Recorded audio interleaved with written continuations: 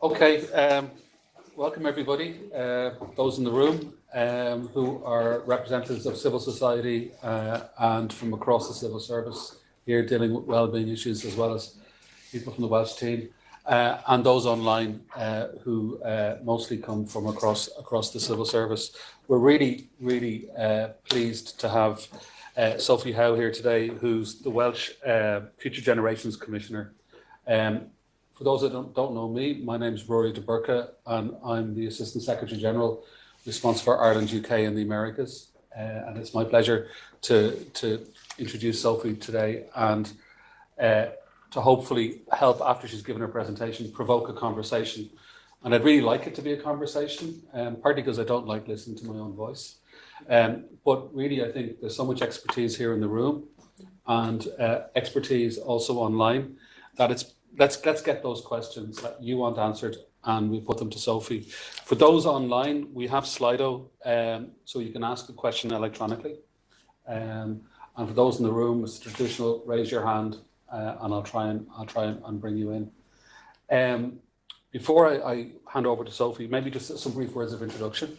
For those that don't know, the Welsh Future Generations Commission was established on foot of the Welsh Wellbeing of Future Generations Act 2015, a really interesting and innovative piece of legislation. And to the best of my knowledge, I think the first time that there'd been a wellbeing commission or that kind of future orientated role enshrined in a legislative instrument.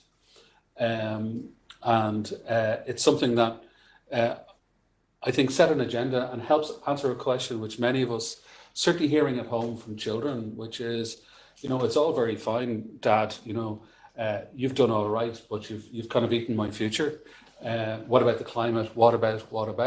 For those who work in Northern Ireland, you know all about whataboutery, but at home I have it as well. And it's what about the future? And I'm sure that conversation is taking place in lots of houses. Mm-hmm. I think as well, and I think this comes to where we are here in Ireland, we've some wellbeing questions ourselves. It's in our programme for government.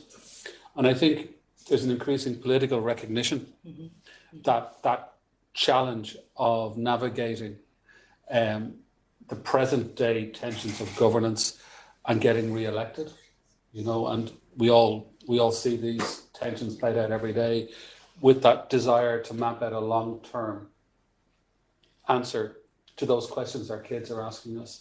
And that duty we have to future generations as well, not just our kids, but grandkids and great-grandkids and all of that.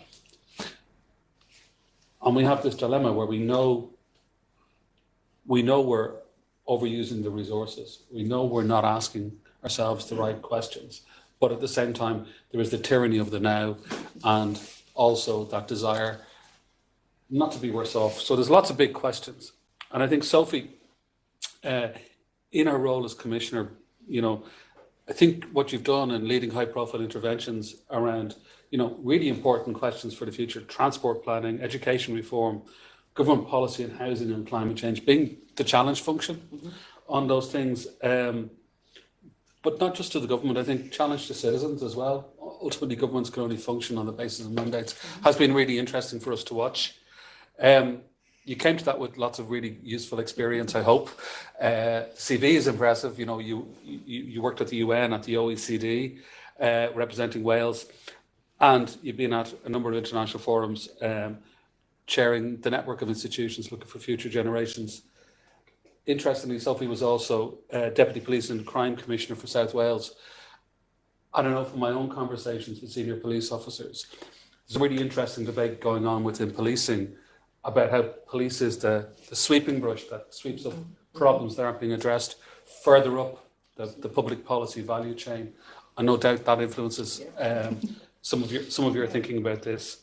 She's been a special advisor to two Welsh First Ministers and was an elected local councillor in Wales from the early age of 21. So a long career of experience for somebody who's only about 30, you know, dealing with really big public policy questions.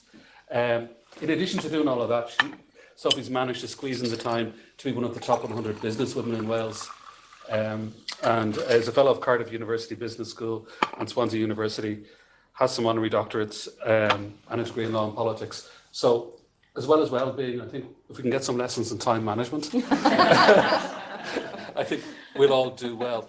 But I'm really interested to hear what Sophie has to talk to us on the question of protecting the interests of future generations. And I think, you know, what you say to us, I think, will be interesting and provocative in and of itself in terms of what you're doing. But I think hopefully it will provoke a really interesting discussion here about what we should be doing as well. And we'll hopefully get that going. So with that, Sophie, over to you. Thank you very much. Ruairí, diolch yn fawr iawn.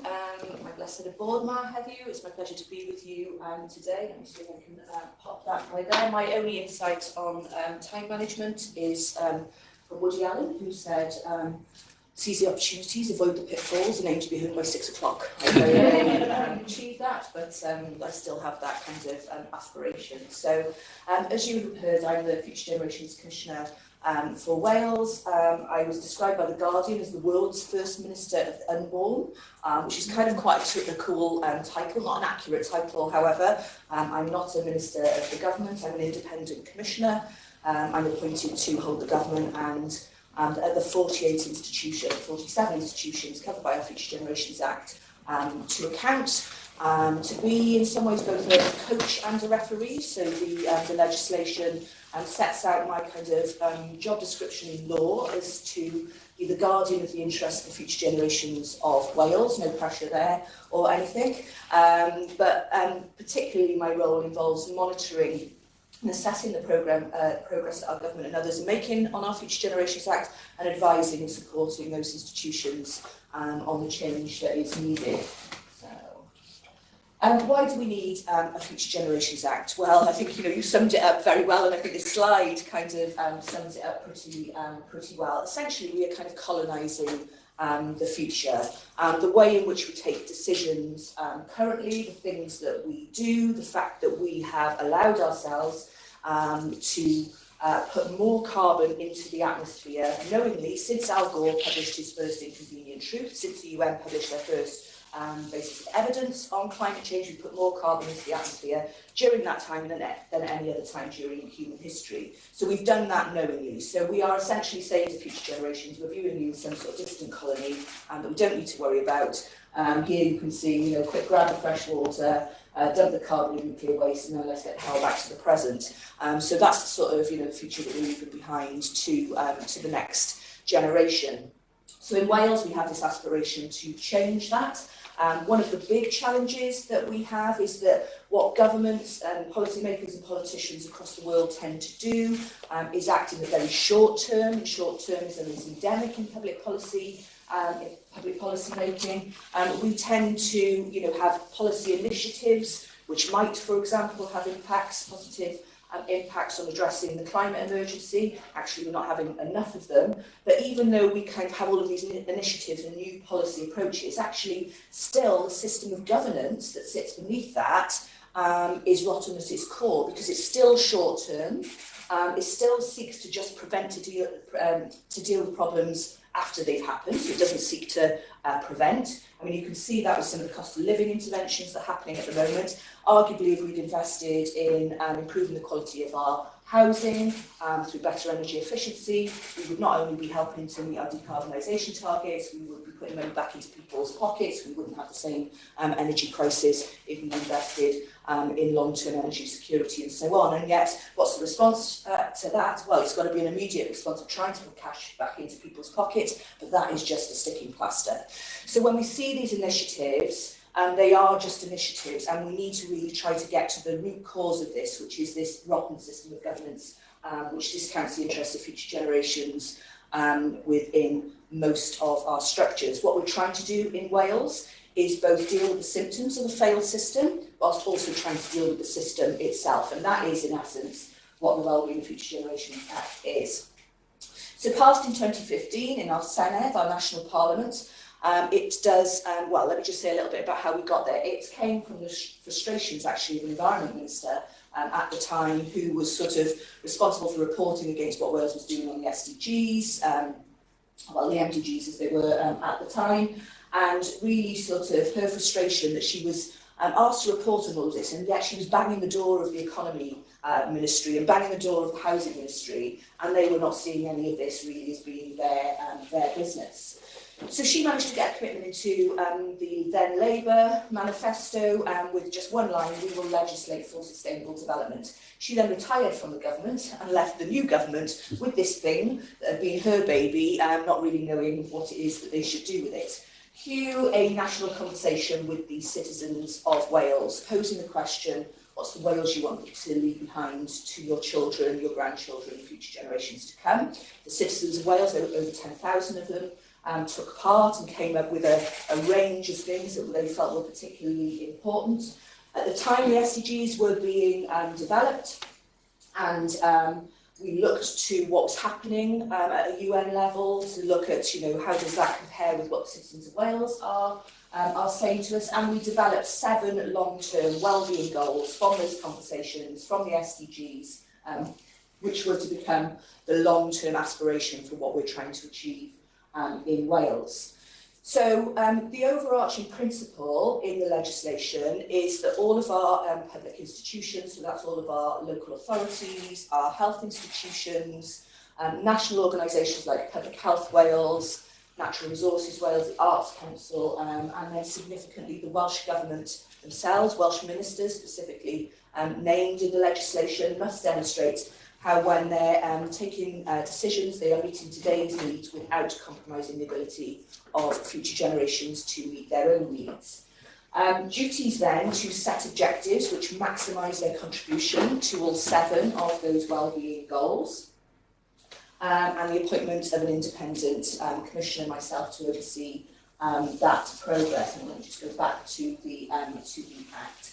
It also sets out 5 ways of working. So when the minister who eventually took this through the Senedd was bringing it to the Parliament, he described it as the Common Sense Act. The 5 principles that our public bodies must demonstrate that they're applying is that they consider the long-term impact of the things that they do, or indeed that they're not doing.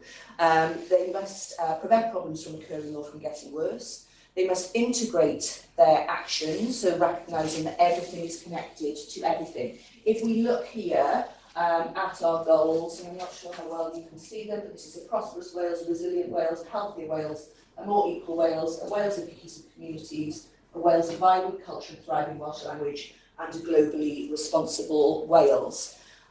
All of those things are interconnected, and I think the sort of approaches of the past might have been, we have a plan and an aspiration for a healthier Wales. Off you go, National Health Service, and deliver the plan for a healthier Wales. The problem with that, of course, is that most of the things that make a difference to people's health are nothing to do with the NHS itself. In fact, the World Health Organization tells us that looking at those differences in life expectancy, only 10% of what accounts for the differences in life expectancy when you die young or old are anything to do with the healthcare system itself. The bigger ticket items are 35% on income security and poverty, 29% on living conditions, so the quality of your housing, are you living in areas of high air pollution, for example, do you have access to nature, 19%, what increasingly fewer people, but I think traditionally perhaps organisations have thought the fluffy stuff around well-being, social and human capital, the quality of your relationships. Do you have a sense of agency in the community that you live in? Do you think you can drive change, and how cohesive is that community? It's that hard metric, 90% of the difference to life expectancy. So far from it being fluffy, actually it's critically important. So the point that I'm making here is, in order to deliver that goal of a healthier Wales, we actually need to have a prosperous Wales. We need our economy department to be thinking not just about how they're going to deliver economic growth, but how they're going to do that in a way which promotes people's health, drives cohesive communities, and does so within planetary boundaries. If we want to have a more equal Wales, we also need our health department to be thinking about that in terms of those life expectancy gaps, for example. And then more broadly, everything that we do in Wales, and the first £1 million cheque for coal was signed in the coal exchange in Cardiff. Wales has a long and fairly bleak history around coal, so we have this responsibility to put right the damage that we have played a part in terms of the damage to the rest of the world by being a globally responsible nation. So there's 5 ways of working: integration, recognising the connections, the final 2, collaboration, a requirement to work together across the public sector, and the Act establishes particular infrastructure around that, something called public services boards, in each local authority area, which bring together all of the key public services, representatives from the voluntary sector, further and higher education, sometimes business, and so on. And they have collective duties to set a wellbeing plan, which is based on them first doing a wellbeing assessment of their area, the long-term trends, issues that are affecting the well-being of their area, and then set collective actions for how they're going to address that. And then finally, the 5th way of working, involvement. So involving citizens in the decision-making process, and perhaps to notice there, that word is involvement, not engagement, not consultation. Involvement is a much deeper sense of co-producing with citizens solutions for the future. So what has the legislation achieved? Well, one of the first big tests of the legislation, I guess, was a government plan, and I believe there's a kind of live issue at the moment actually here in Ireland, which is very similar, but a government plan to spend the entire of the Welsh Government borrowing capacity on building a 13-mile stretch of motorway to deal with the problem of congestion at the M4 around Newport. Now, I intervened in that issue, and I asked the government to explain to me how they've applied the Future Generations Act to the thinking in terms of that decision.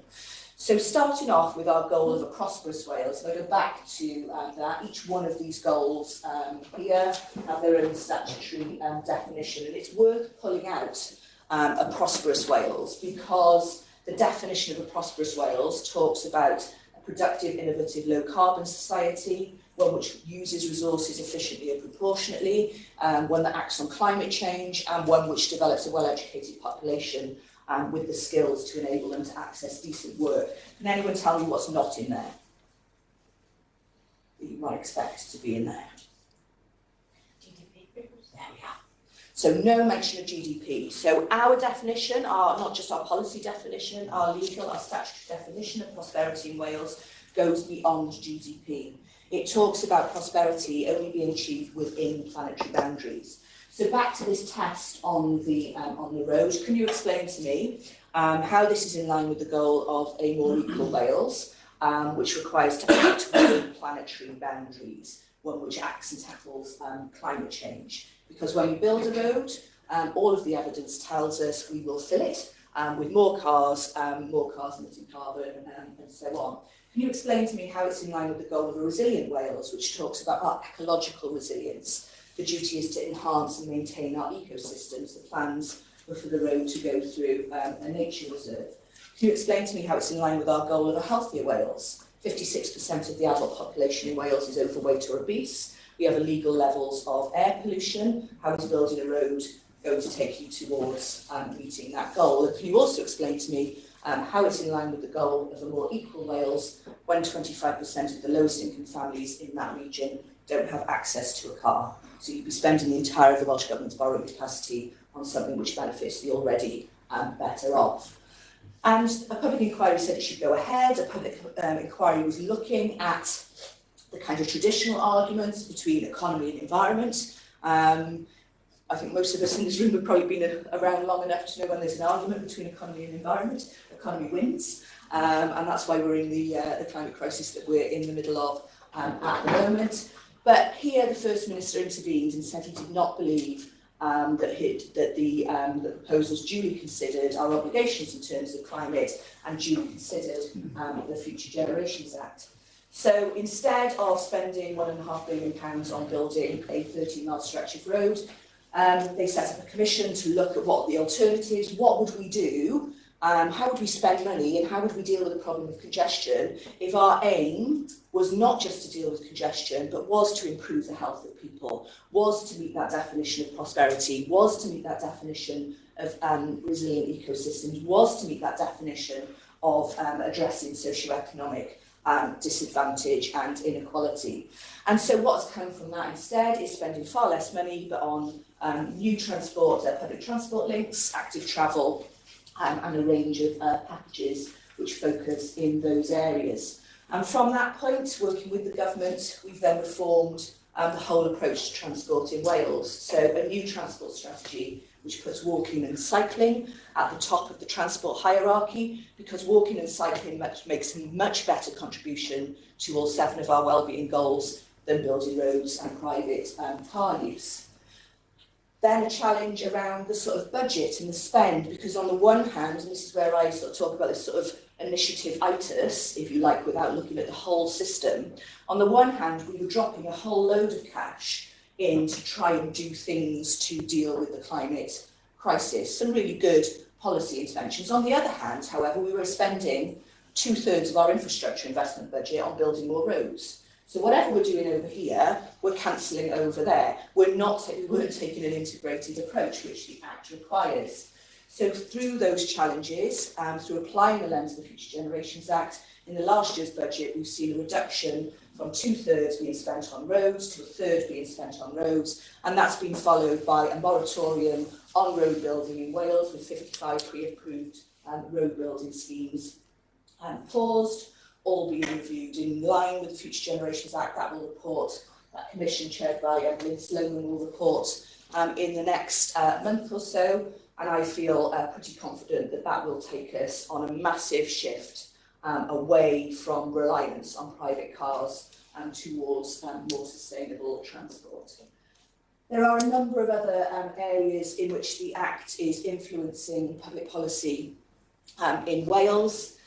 Going back to the points that I was making about health and about the differences in life expectancy, 35% of what makes a difference is income security. And our welfare state is not fit for purpose. Our welfare state was not constructed or developed in a time when the gig economy was a thing. It was not developed at a time when 0-hour contracts were a thing. It was only developed to be a sticking plaster rather than long-term take people out of poverty. I am a strong advocate of a universal basic income, again seen as something completely left of field just a number of years ago. I produced evidence to show what a UBI could contribute to the 7 wellbeing goals, and at the beginning of this year the Welsh Government launched their first pilot of a basic income targeting initially care leavers, those leaving the care system, the most disadvantaged in our society. They will receive £1,600 a month for 2 years, with a big evaluation wrapped around that to see the lesson, what happens in terms of the well-being of those of that group, and what lessons can be learned for potential rollout to a broader section of people in Wales. Massive reforms to our education system. So we have a new curriculum in Wales based around the 7 wellbeing goals in our Future Generations Act, with really sort of moving away from rote learning and sort of skills of the past to a focus on developing skills for the future. And we know that skills for the future will be, largely based around the things that robots can't do. So creativity, emotional intelligence, empathy, cooperation, teamworking, critical thinking. So our curriculum are based around those principles and the core outcomes that we're trying to achieve a link back to our wellbeing goals. So the outcomes of the curriculum are around creating healthy and active and confident learners, creative and enterprising citizens, ethical and informed citizens. Now imagine if every one of us in this room had been through an education system which helped to develop us to be ethical, informed global citizens. Citizens who weren't just global consumers, but were truly global citizens. Would we be in the climate crisis that we're in if we had that different mindset that stemmed from the education that we were receiving in schools? I would say, arguably, we may not be. I like to make a bit of a pun back to England because, there's that healthy competition between Wales and England. Our curriculum is based on less Latin and more life. So it is about the things that are going to help our children and young people, not just to go on to another job, but to have a life well lived. And I've got 5 children. My eldest is 23, my youngest is 8, and I can see through their eyes the difference in what my 8-year-old daughter is coming home talking about and learning about as compared to my 23-year-old and the difference is absolutely outstanding. The next challenge here will be around our qualification system, because at age 14, all of that falls off a cliff and we start teaching to the test again for GCSEs. And so one of my challenges to government has been around how do we embed the principles of the Future Generations Act into the way we assess our children and young people, which is basically not about how much knowledge can you regurgitate in a 2-hour exam, but how are we going to test emotional intelligence and empathy and teamwork and so on. And Qualifications Wales have just announced a review of our approach to assessment, which is looking at taking us off in a different direction. Finally, recycling. So Wales has done really well in terms of recycling over a number of years. We're number 3 in the world for our rates of recycling. Number 1 in the UK, the only nation in the UK that rates went up, of recycling went up during the pandemic. But actually that's not good enough, because we don't just want to generate a load of waste which we can then recycle. We want to be a zero waste nation. We have an aspiration to be a zero waste nation by 2050. But the really interesting thing about what we're doing towards a zero waste nation is the framework of our Act, the long-term preventative integrated framework, has got our government officials saying, how do we get to zero waste whilst also addressing socio-economic disadvantage and inequality, whilst also improving community cohesion and so on. So the sorts of things they're looking at are the library of things. So you bring communities together to share one lawnmower, perhaps, instead of us all having a lawnmower in our garage. That is reducing waste, that's reducing the resources of making the lawnmowers in the first place. It's also bringing communities together. School uniform swap shops. How can we deal with poverty in communities and the challenge of funding and buying school uniform whilst also reducing waste? Well, we create a circular economy and we share and we recycle and we reuse. How can we think about repair cafes? So the establishment of repair and borrowing libraries across Wales, where you can bring your stuff to be repaired instead of sending it to landfill, and at the same time you can interact with your community. If you're lonely and isolated, you might have those community connections, whilst also helping to meet our waste targets. So I believe we have a framework which other countries can perhaps learn from. Certainly we can learn from you as well. Countries across the world are looking at the work that we're doing here in Wales. You can spot here Simon Coveney, your minister who came to Wales. It might be about this time last year, actually met with some of our Future Leaders Academy and the Welsh First Minister and so on. He's expressed an interest in developing something similar in Wales. Here we have Patrick Harvey, who is a Scottish Government Minister, who is now taking forward a Scottish Government programme for government commitment around a Future Generations Act. Perhaps most excitingly, a commitment from the UN Secretary General Antonio Guterres, in his Common Agenda policy document, which says that he wants to have a declaration for future generations, the appointment of a Future Generations Special Envoy, and reforms to the UN's own governance infrastructure to embed future generations thinking in that. That has the potential to have a trickle-down effect to very many countries across the world. So I'm glad to have been able to share some of the journey that we've been on in Wales. I'm sure the questions that I will get is, what are the warts and all? I'm very happy to share that with you. I have scars on my back from trying to embed this. And we are not just on a journey, we're on an expedition, because what we're trying to do is fundamentally change the ways that we govern, the ways that we take decisions, and the way that we act today for a better tomorrow. Thank you.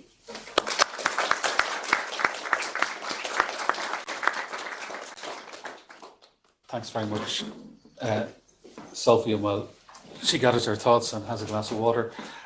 Just to remind everybody, if you want to ask a question, just for those online, Slido, and I'll see them here, and I'll use them to ask Sophie. If somebody in the room wants to pick up, just kind of, make a signal, be obvious.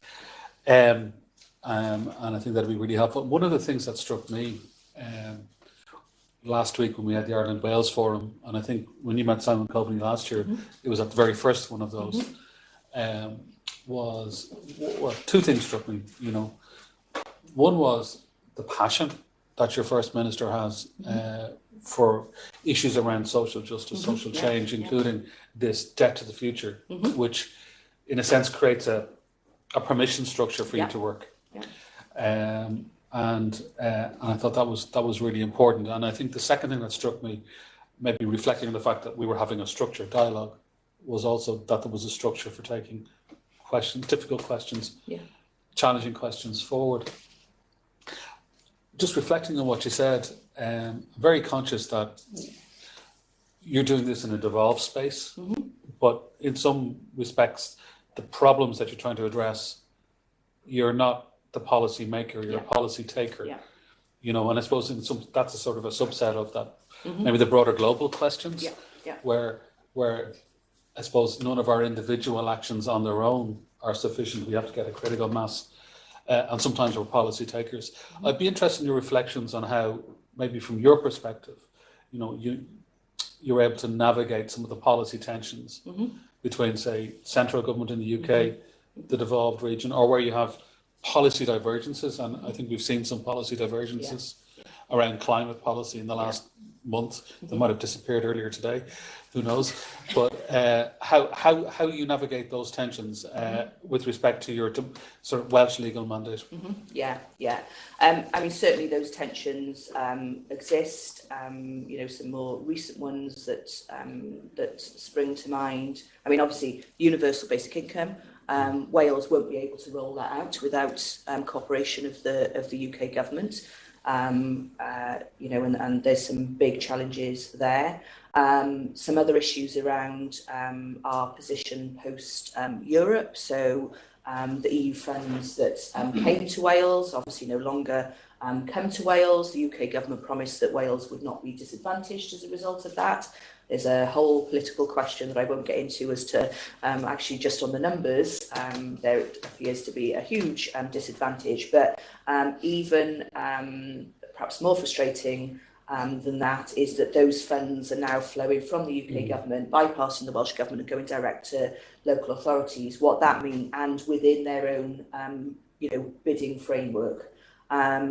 The issue there, however, is quite interesting. So, you know, you could get a scenario where the Welsh Government policy is no more roads, and local authorities are then bidding direct to the UK Government to build roads. So I've actually already sort of intervened in that and said, local authorities, it doesn't matter where your money is coming from, you are under the legal duty on the Future Generations Act. And if you were not applying your legal duties in terms of the future generation, you will have to work that through in terms of the funding criteria from elsewhere. But if you're not applying those legal duties, then you know, maybe I'll use my powers to review you, or maybe someone will judicially review you. So there are tensions there, and then the sort of, you know, the bigger prize is actually the UK government and the Welsh government had come together, and instead of bypassing that money down to local authorities, had used the Shared Prosperity Fund and the Levelling Up Fund to do something really significant together. We could have probably solved the housing retrofit challenge.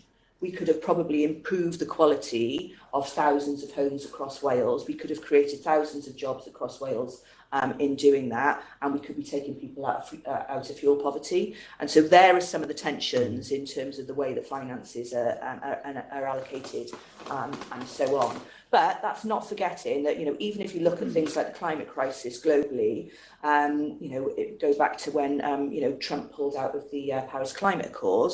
You know, obviously that was not good and was pretty awful. But actually, in terms of the levers, it was the states, cities and regions that actually hold a lot of the levers to be able to act on climate change. So although, yes, there are some frustrations with the UK government, we can't underestimate the power of the Welsh government, the levers, the devolved levers it holds to deal with a big number of these big societal challenges.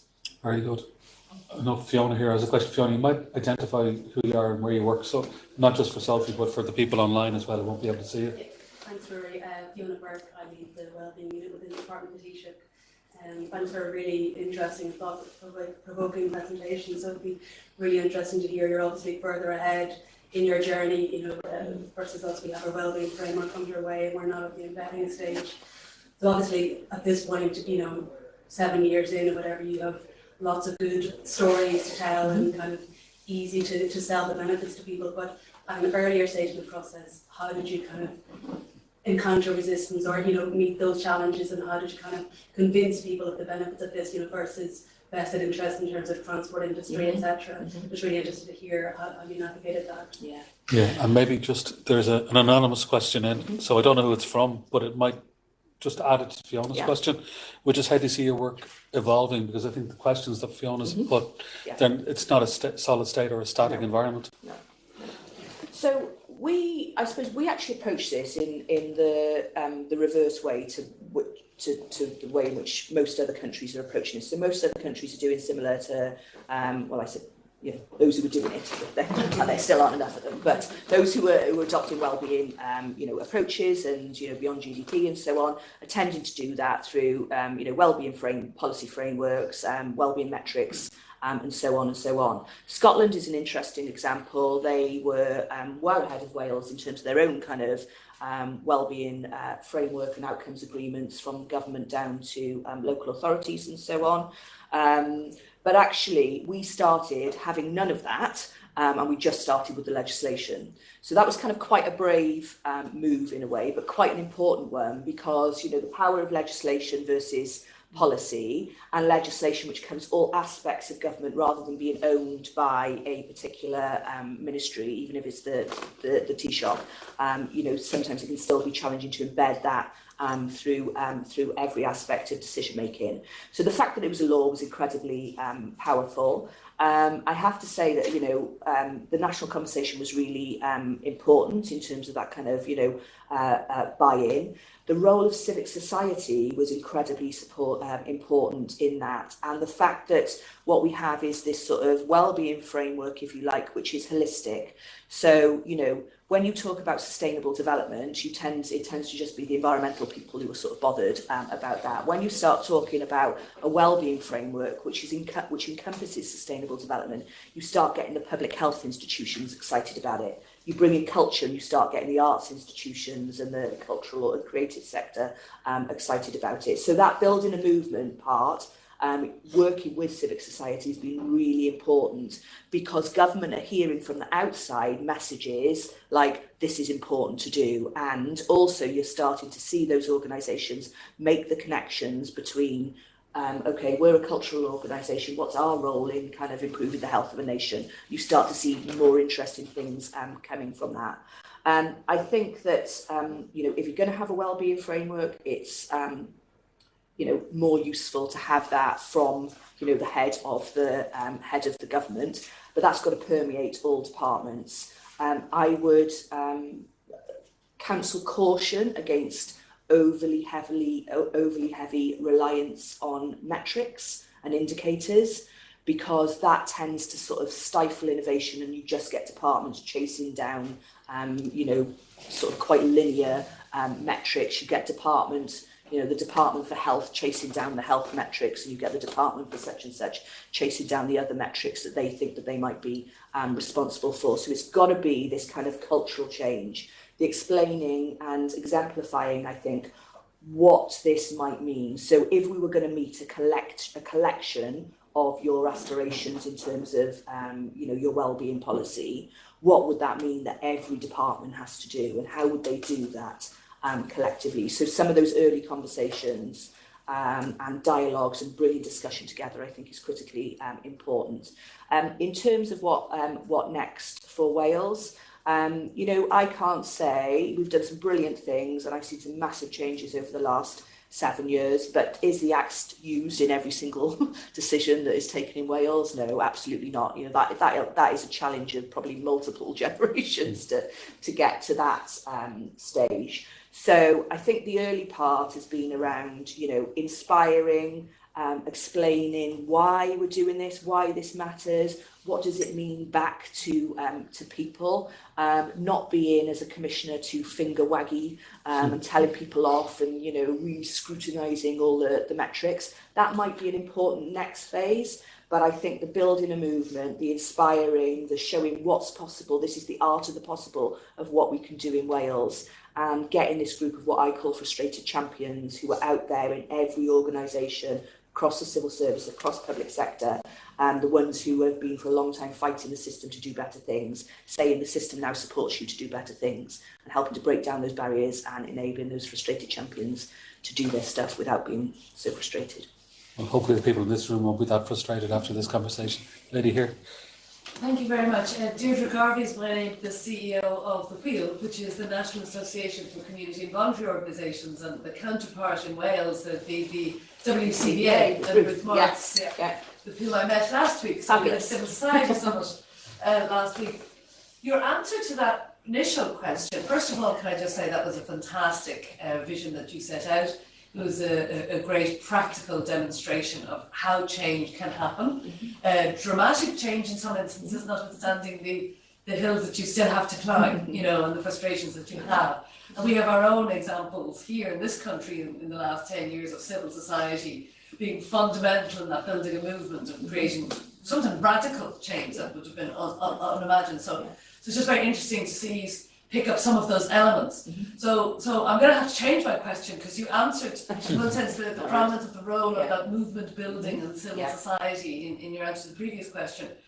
So and the key being the legislation first, in one sense, creates the space for those movements and those champions, those frustrated champions in all sectors, to be taken perhaps a little bit more seriously. And I think that is very instructive here, you know, just in terms of your previous answer.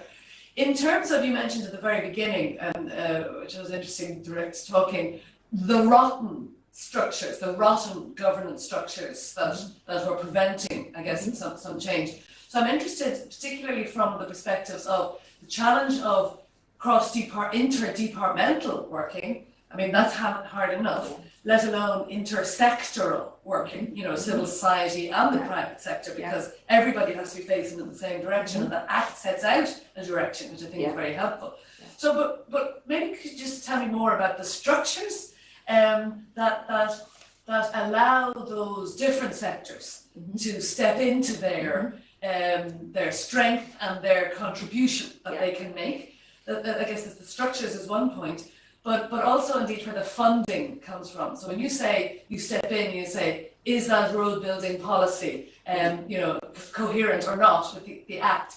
I'm specifically, again, from the civil society perspective, coming from, I guess, the grants and the funding, you know, where and how they flow. And is that an aspect of the things that you can challenge as well? Because, you know, where money goes, that's where action happens. Anyway, sorry, thank you. Absolutely. So perhaps I'll just start with the money question first. So, as I said, the duty on so it only applies to public sector, that's the starting point, but there are, and that's mainly because of the devolved powers of the Welsh Government, we can't put these powers on the private sector and so on and so on. But at a local level, the sort of machinery that is put in place through the Act are these public services boards, which also includes the voluntary sector, the third sector, and a range of other sort of invited partners beyond the public sector, and they have these collective duties around wellbeing assessments and setting wellbeing plans. So that's the formal kind of collaborative,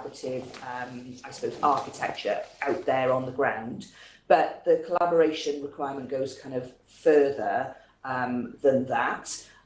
In that it requires the government to work, you know, and all of our public bodies to work in collaboration all of the time. So if they were just doing things in a very sort of, you know, siloed, only us way, they wouldn't be meeting the sort of the obligations of the Act. On the financing part, as I said, the duties are to take all reasonable steps to meet your wellbeing objectives. So they have to be able to show how their funding decisions are meeting their are aimed to contribute to meeting their wellbeing objectives. Now, you know, there's a whole, you can imagine, a minefield around that, and you know, there is no necessarily right and wrong answer there. So it's not my role to come in and say, you know, that funding decision that you've taken not to fund this organisation or to fund that organisation is right or wrong. What they have to do is to show how they have considered that process. So everything has to be docked back to their wellbeing objectives. You could envisage a situation, you know, whereby a spending decision, you know, they've not gone through that process to sort of show that it was so perverse and, you know, and opposite the wellbeing objectives that they've set, that could be judicially reviewed. But it's a kind of a framework for considering rather than this is a right or wrong answer. That's great. And listen, I'm conscious of time. I think some of the question there is in part where the SDGs are supposed to be an enabler, and I think it's a public policy challenge for us all that we grapple with to try and translate that vision into realities. I've certainly two hands here. Sorry, I see three. So what we might do is challenge you all to ask a very sort of Twitter question, and then we take the three one after the other, and then maybe come back to you. So over here first. Thanks. Hi, I'm Valerie Duffy. I work with the National Youth Council of Ireland. I manage the Global Youth Work and the UN Youth Gender Programme.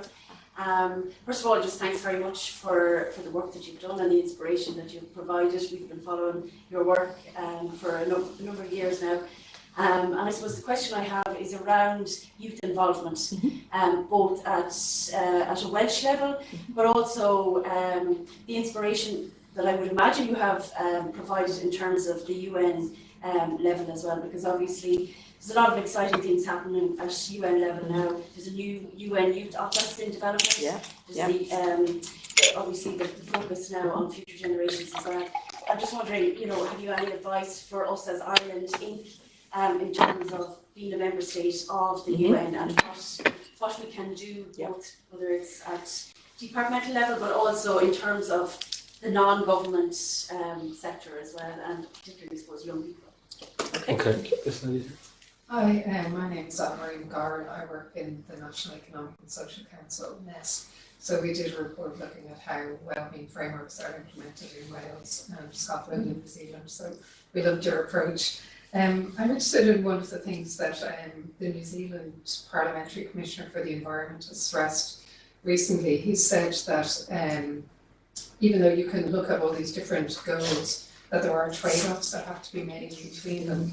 And I'm just wondering, how do you make those trade-offs? Because ultimately you have to make decisions about where money goes to and what's the relative value of the different goals when those decisions have been made. I know we're not supposed to have relative values, but there is a reality there as well. So any thoughts you have on that? That's great. And final question.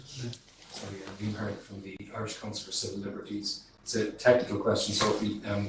The obligation that you're talking about that ministers have to demonstrate that they've taken these requirements into account, how do they sit alongside other obligations ministers might have, for example, to certify that legislation is compatible with the Human Rights Act, or here we have that you have to certify gender equality or affordability or so on.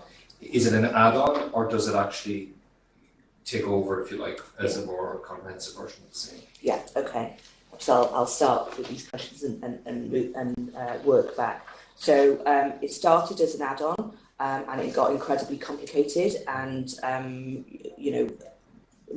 a myriad of impact assessments and all sorts of things that were having to be carried out, which weren't necessarily sort of linked with each other. The beauty of the Act, however, is because it covers in some way or other practically every policy area that you can imagine, and therein lies some of the challenge of policing it, is that it can provide that overarching framework. So the government have just developed actually an integrated impact assessment with the Act sort of at the top, if you like, and then the various other requirements. So, for example, there's a goal of a more equal Wales. There we would be looking at our socio-economic duty, our duties around, different protected characteristics, and so on and so on. And likewise, duties around environmental impact assessments, biodiversity and so on, sort of fit within the other goals.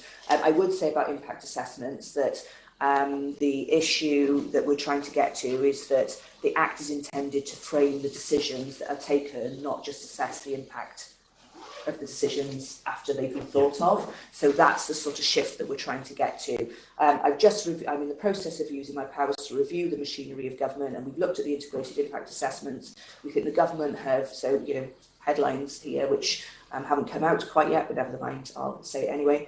The government have done something which most other governments haven't been able to do in devising an integrated impact assessment. There's still quite a long way to go in terms of really applying that in a sophisticated way. So the point on, can you just remind me? Trade-offs. Right, trade-offs.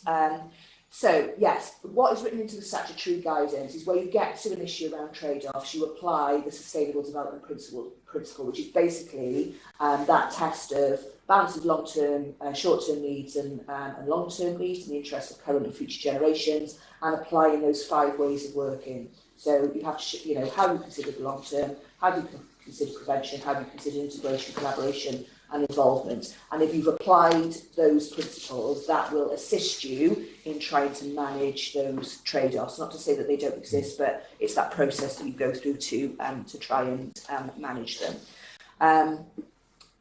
Then on the youth involvement, so there's a range of things that we do. I run something called the Future Leaders Academy, and we work with something called Democracy Box. So the Future Leaders Academy, young leaders from across Wales, they go through an intensive programme around what does leading for future generations look like. They work on particular programmes in their own organisations or communities, and the best bit about it is they reverse mentor existing leaders in Wales. So the permanent secretary in Wales is mentored by one of our future leaders. The chief executive of the Welsh Football Association is mentored by one of our leaders. The chief executive of a number of our health boards are mentored by our leaders, and that is incredibly powerful. Those kind of one-on-one relationships where they're eyeballing that leader and asking them, why are you doing it like that? And have you considered my interests or my needs or so on. We also do some programmes with a younger and wider age group around the aspiration being to have future generations champions young future generations champions in every community. So we've been working with young co-creators to develop content to explain the Future Generations Act and get people involved and engaged.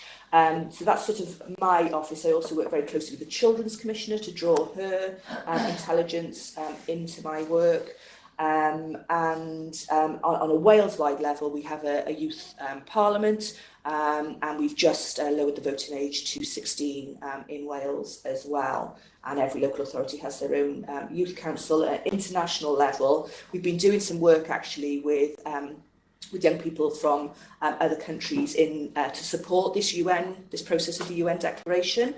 We was at Stockholm Plus 50, where Ireland actually signed up to a declaration around having a future generations declaration supporting it and so on. And that was brought together by a range of young people that we and others have been working with. So. And I work very closely with the Youth Envoy, and actually some of the stuff that we've been doing with the Youth Envoy around saying that, it's all very well and good having a Youth Envoy, but if she's got no resources, that's a big problem. We're working with her on the same issue around what a Future Generations Special Envoy will look like. So. Brilliant. Look, Sophie, that's been, I think, really, really rich. I'm not going to try and summarise because I think everybody probably took something slightly different out of what you said, depending on where they come from. What I would say is what I took from what you said, which is a personal reflection, is I think we have to work harder around integration, of what we do with what other parts of the government do, and continue to work hard to bring that out to, but also in from civil society and other actors. Also struck by some of the points around process, which is normally, the kiss of death in a conversation, but actually that's how you get stuff done, is through process, and that the process doesn't necessarily have to be perfect. No. In the sense that it's an iterative thing that you work it through, and there are trade-offs, and they're not static either. And I think again, how we reflect on that. I also am struck by the going back to a legal mandate. Mm-hmm. Mm-hmm. And presumably the process of getting to that as well, it was as valuable as actually having the mandate. Yes. And as we kind of think our way through into bringing wellbeing into our policy agenda, and I know one of the reasons why we're cutting this a little bit later but short is because I know you're going to have some conversations around that with some people now. Is I think as we go forward, how we do as a country, isn't going to be measured in GDP. No. It's going to be around whatever way we define well-being, and how we impact not just on our own lives, but on those future generations that you mentioned. I think we can all learn from each other. I'm struck by by the fact we're looking at Scotland and New Zealand as well as yourselves. I'm sure there's things we do here that are good, and I'm sure there's things that we do here that we can really learn from you and from others about as well. And ultimately, because we do share the planet, and we do also share the Irish Sea and the Celtic Sea, we're kind of bound together in getting this right. And I think, and that's why it's great that you're here this year, building on the conversation with the Minister last year, I think, to help take forward the conversation. And hopefully next year, there'll be another iteration of that conversation as well. We move further down the pathway. So, look, thank you very, very much. I thought that was really fantastic. And thank you, everyone, for coming.